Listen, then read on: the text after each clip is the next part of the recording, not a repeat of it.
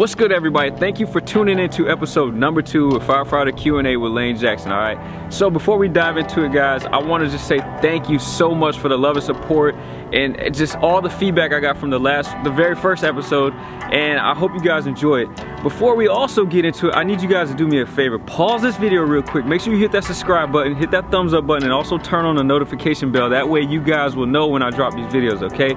So let's go ahead and get into it. All right, y'all, so question number 1 comes from FFD Pool. Now, I believe I'm pronouncing that right. If I pronounce your name wrong, I apologize, all right? So, this individual wondering what your yearly call volume is on base, how often your department utilizes the mutual agreement you have in place, whether that be providing resources as mutual aid or receiving mutual aid from off of the base. So when it comes to our call volume, I do not know our current call volume or last year's call volume, so I should probably know that. But when it comes to the mutual aid part, so being that we're on base, again, like I mentioned in the last video, we provide mutual aid out in town to the local departments because most of those departments are volunteer departments and they don't have the resources or the manning. So when it comes to any kind of structural fire, car accident, we do provide mutual aid resources because we have a heavy rescue. We do have like a hazmat fire station. We have like our ladder truck. So we have the resources to help these departments outside of the base, and we go off base a lot. Now this particular station may not go, whereas station 4, which is our rescue station, they go all the time because they go to car wrecks, any kind of rescue, all right? So as far as receiving mutual aid from off the base, from departments off the base, something big and bad has to happen on base for us to exhaust all our resources to receive mutual aid from off the base, all right? So prime example, we have the capabilities to do hazmat. We have an emergency management group on base that's pretty much run by active duty Air Force. We have other agencies on base.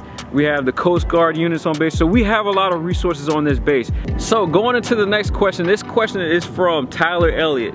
I am a young teen thinking of going into the military to become a firefighter. Would you recommend the military or just going to school to become a firefighter? In your opinion, which do you feel would give me the best advantage in the career? So honestly, Tyler, you just have to decide what you really want to do. If you want to join the military or if you just want to pursue being a firefighter. Now, I will say, I did a video probably about 3 months ago. I'll put the link down in the description.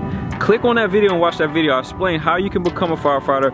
I pretty much give you different options, different routes you can take, and I'll also share the blueprint that I follow that helped me become a full-time firefighter, all right?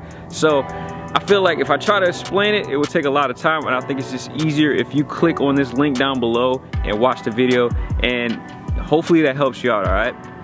You guys are asking some really great questions, so we're gonna keep it going. So the next question comes from David Brasher Harding. I think I'm pronouncing that right. If I butcher your last name, David, I'm completely sorry. Do not beat me up, all right? So David wants to know, are you in the Air Force or the Army? I am in the Army National Guard, the South Carolina Army National Guard. My unit is located in Columbia, South Carolina, and I've been in the Army for almost 15 years, so Army. All right, y'all, so it's getting really cold out here. So we're gonna wrap this up with one more question. This question is gonna come from Ellis Hero. Now, I'm sorry if I mispronounce your name. I think it's Ellis. I was wondering if you could briefly cover if tattoos can affect your hiring or the best way to prepare for the CPAP. So when it comes to tattoos, my best advice is to hold off on getting tattoos until you establish yourself career-wise, all right?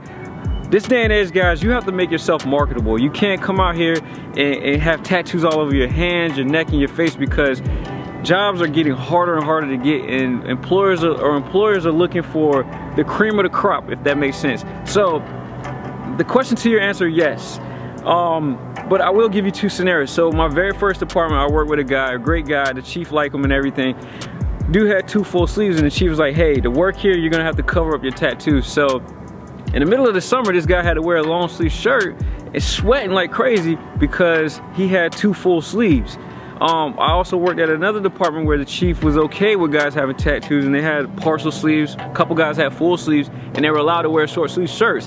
So it just depends on the department. But at the end of the day, I always tell people, hold off on getting tattoos until you establish yourself, especially on the hands, the neck, and the face.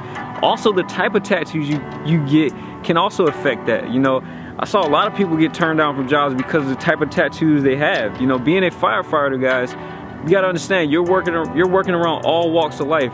If you have tattoos that's gang related or can offend other people, you're not gonna get hired. you know, so keep that in mind, all right? To answer the second part of your question, the CPAP test. The best way to prepare for the CPAP test, start running, you know, jog, maybe go on 3 or 4 jogs a week, try to do 3 or 4 miles a week each session to build up your stamina and endurance. The CPAP is basically grading you on your stamina and endurance. There's different obstacles that you have to perform during the CPAP, which you can just YouTube those videos, watch YouTube videos on that, so you can kind of get a feel on what you'll have to do. I've never done a CPAP test. I know it's not that hard and you get a lot of time, but it's based on endurance and stamina, and a lot of guys use all their energy early and don't realize they have a lot of time. So the best advice I can give you is to, you know, just have a healthy diet, try to get really healthy with your food and with your diet, and just try to jog a few times a week to build up your endurance and stamina for that test, all right? I hope that answers your question to the fullest. And again, with the tattoos, guys, try to hold off on the tattoos until you establish yourself, all right? All right, everyone, that's gonna wrap up today's video. I hope you guys enjoyed. I appreciate the love and support as always.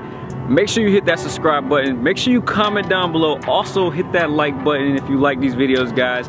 Turn on that notification bell because you don't want to miss out on the videos. You want to be the first one to watch it. And as always, stay safe. And I just greatly appreciate each and every one of you. And for the new subscribers to the channel, welcome. Thank you for stopping by. Thank you for showing me love. Thank you for supporting and wanting to be part of the team. And I'm gonna keep recording and keep bringing you guys more footage. Like I said, guys, in the previous video, if you want to know anything about firefighting, comment down below and I will answer your question in the future videos, all right? Until next time, peace.